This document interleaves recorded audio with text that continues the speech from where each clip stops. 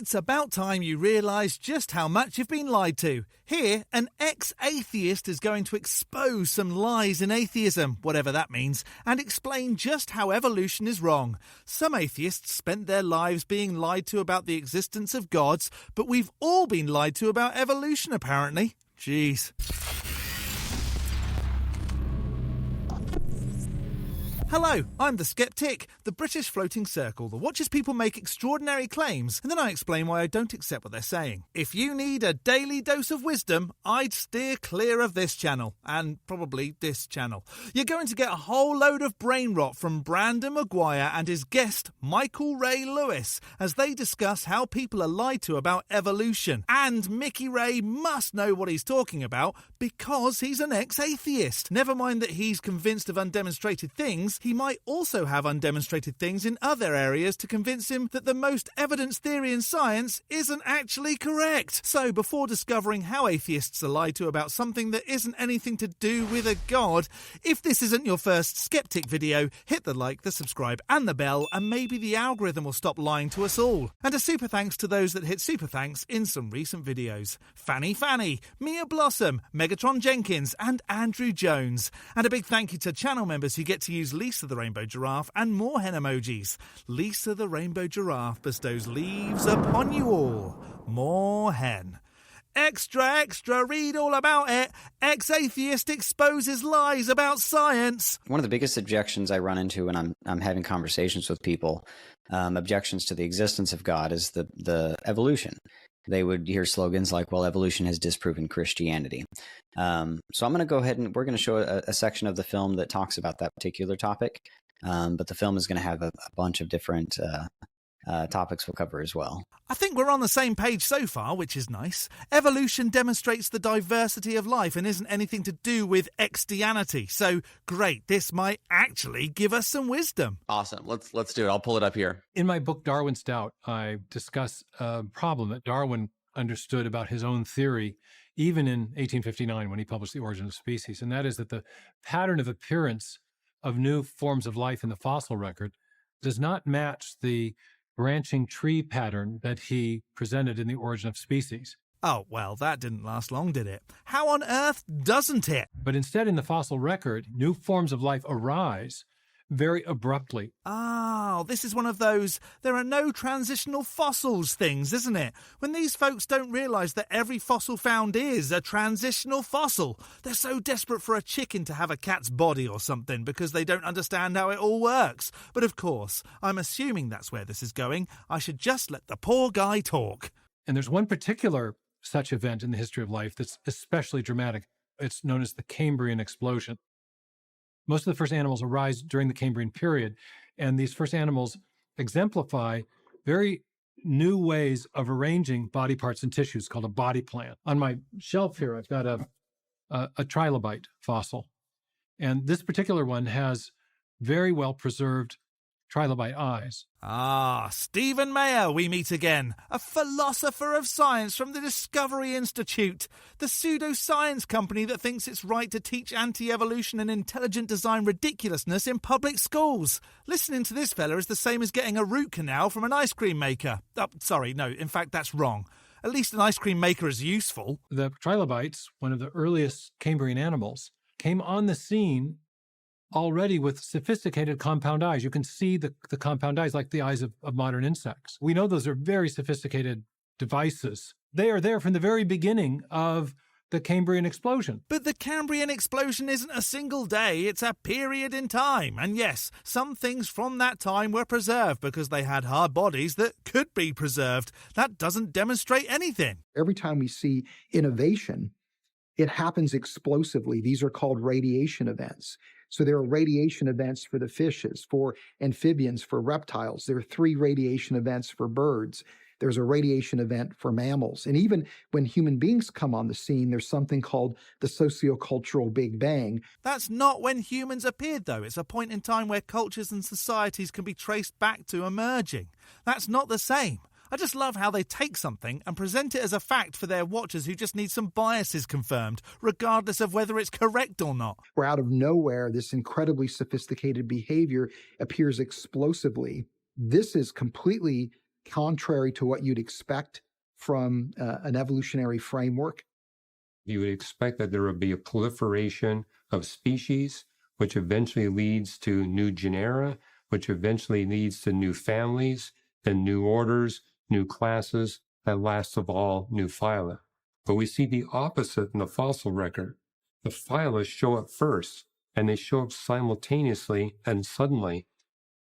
And instead of saying this doesn't fit what we already know, so it's all wrong, maybe look at why it appears that way. So when we see these big explosions of new biological form, we now know we're also seeing evidence of big explosions of biological information. To build that form, you need information. It's kind of like in the computer world, where if you want to give your computer a new function, you have to give it new code. Where does that information come from? Information always comes from a mind. In other words, in our uniform and repeated experience, we always see a conscious mind as the source of information. Here we go, thinking that there's actual information and not just 4 chemicals in different combinations that make up DNA. If we see a hieroglyphic inscription, a paragraph in a book, the information embedded in a radio signal, software, any place where we have information, especially in a digital or alphabetic form, it always has arisen from conscious activity, from a mind, not an undirected material process. But biology isn't digital. And so the discovery of information at the foundation of life in even the simplest living cells is powerful evidence of a designing intelligence. And interestingly, I make that case using Darwin's own method of scientific reasoning, that we should be looking for causes now in operation in order to posit the best explanation for the phenomenon of interest. The phenomenon of interest is the information in DNA. What cause now in operation produces digital information? Well, there's only one, and that's a mind. Something being analogous to doesn't actually mean it is. So who's doing the lying here? Today, there are a number of biologists that are calling for what they call an extended evolutionary synthesis, meaning that evolutionary theory is incomplete, it's inadequate. They called a meeting in November of 2016 to come up with a new theory of macroevolution, because the current theory they have, this neo-Darwinian theory where you mutate DNA and get a new body plan, they were admitting doesn't work. Who's they? Your pseudoscience pals who are struggling to keep up with the changes in modern science and need to make up new shit to make theirs make sense? So they called all these people to the UK back in November of 2016 to have this meeting, and they heard a lot of people complaining about the current theory of macroevolution, but they couldn't come up with another naturalistic theory as to how these subsequent life forms could evolve. Darwinism, neo-Darwinism, is dying. Maybe in pseudoscientific circles because they refuse to accept that there is a natural explanation. But I'm afraid to tell you that what Darwin recognized is just a small part of it all. The mutation natural selection mechanism, which has been the go-to explanation for the origin of biological form in evolutionary biology, is insufficient to produce the information necessary to build fundamentally new form in the history of life. It provides a good explanation for small-scale variations, but if you want to make a major change, you're not going to get it by mutation and selection. Of course. Said by someone who thinks that an invisible man made it all, probably in a few thousand years, and not in the millions and hundreds of thousands of years it actually took place. Even if evolution were true, all it would explain is how one species morphed into another species. It is true, and you denying it is a you problem. But they don't morph. It's not like Pokemon, mate. And then over time, we get the complexity and diversity of life. Evolution doesn't explain why there's something rather than nothing. Evolution doesn't explain why the universe is exquisitely fine-tuned for life. Abiogenesis helps with one of those problems, and the universe is not fine-tuned for life. Barely any of this planet is fine-tuned for life. If it was, there would be life everywhere.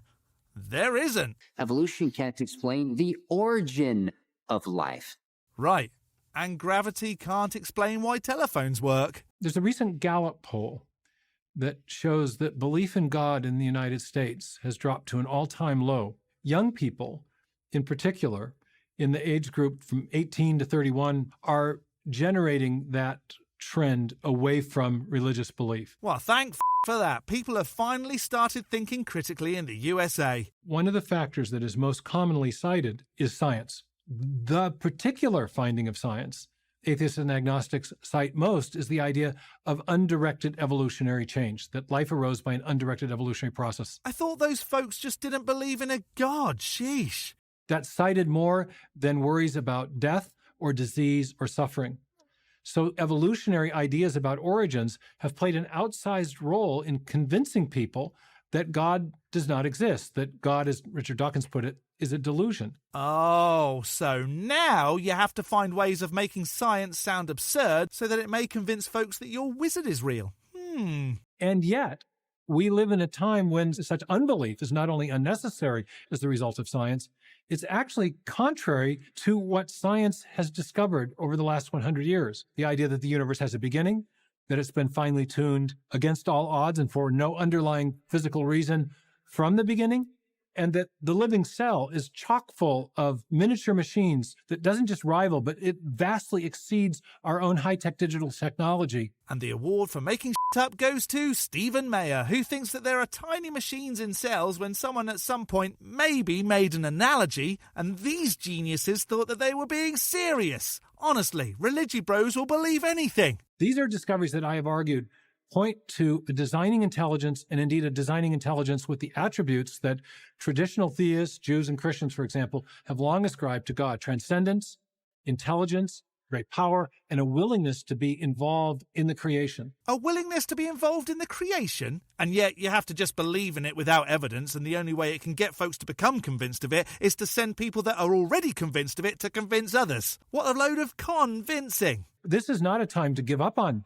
religious belief. Instead, I think science is now pointing us back to God and helping us to rediscover what I call the God hypothesis.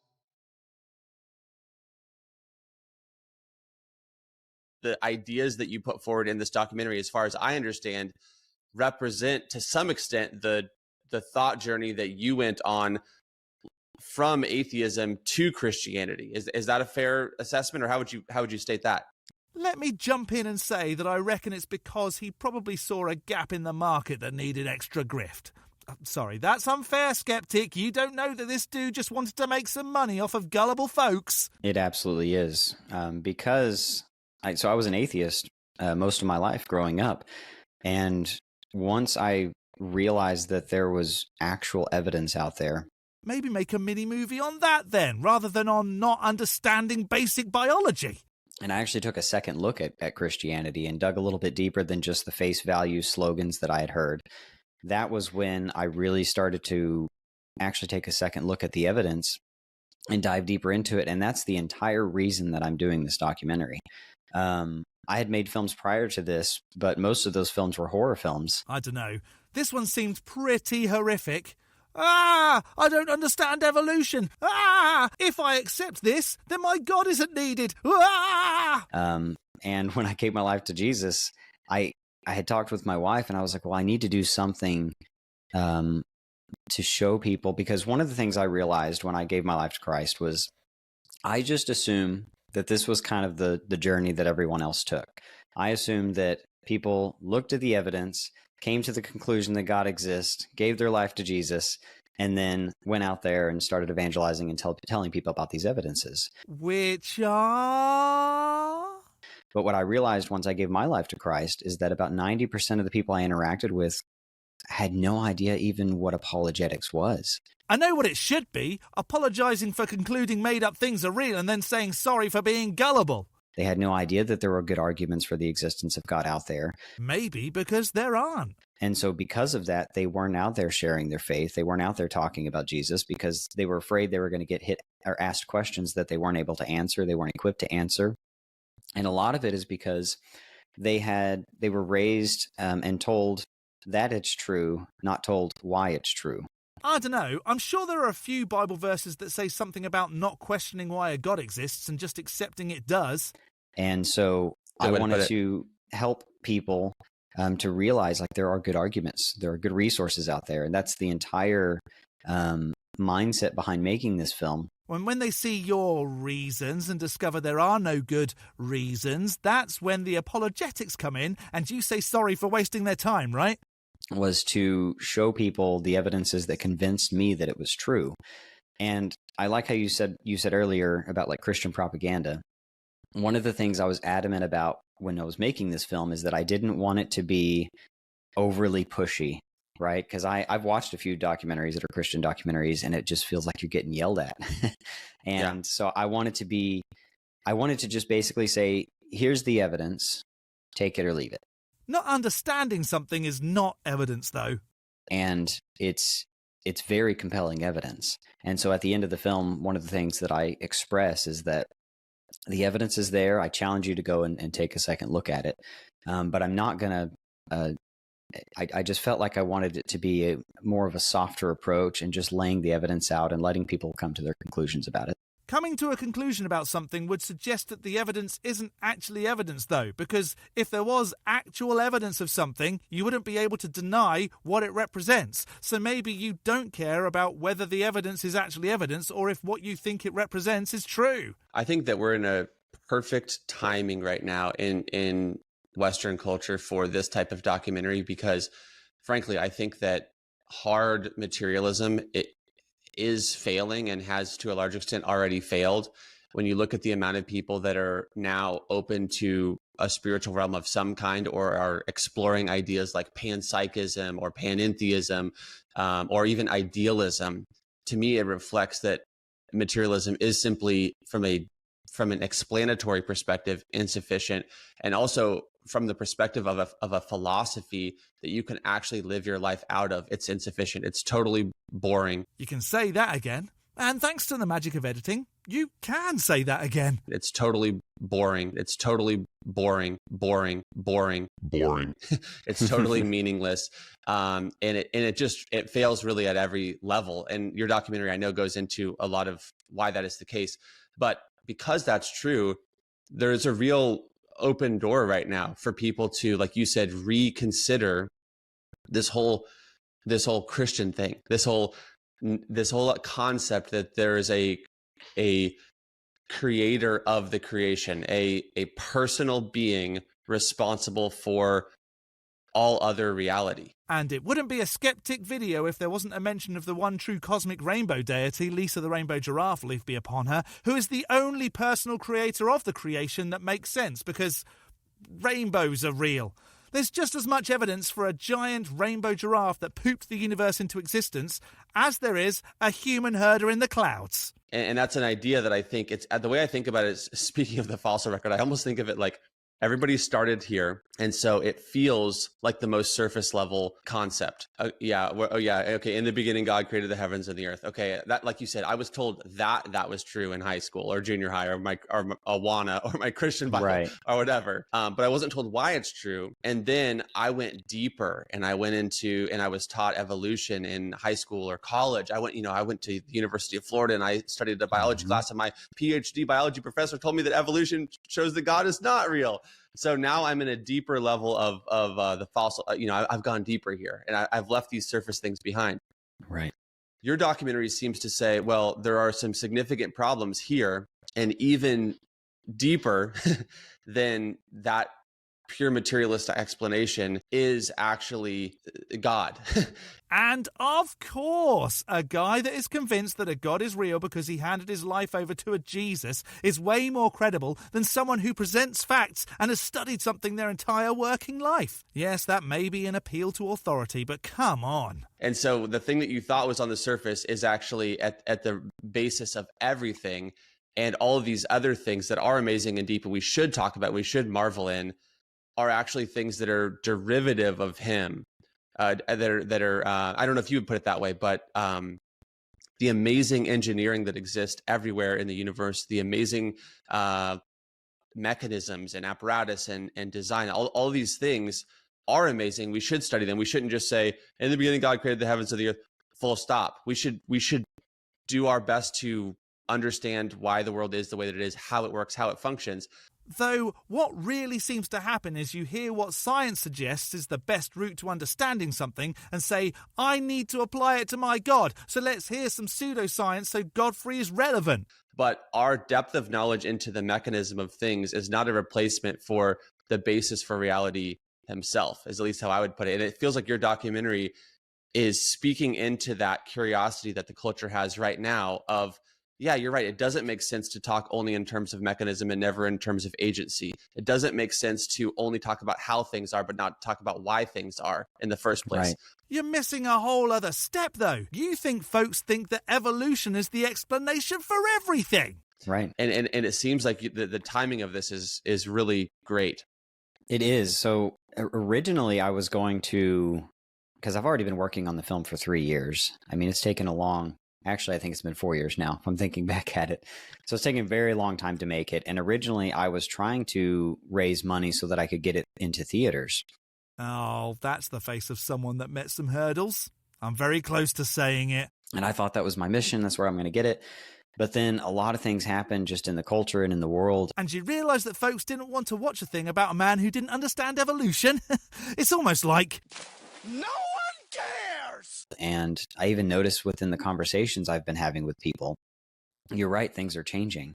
And I think it's a good time for people to, because they are questioning it. They're questioning that whole materialistic mindset and realizing it's not sufficient. It doesn't explain the things that we see.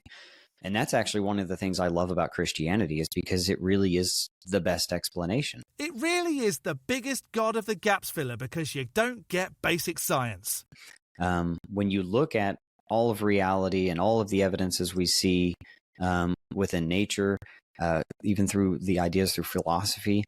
You know, you can just say evidence rather than evidences. It's the best explanation for why, for the reality that we find ourselves in. I guess I should, in closing here, say, like, if someone is interested, wants to watch the film, wants to, find out more about you or connect with you, what's sort of the call to action here?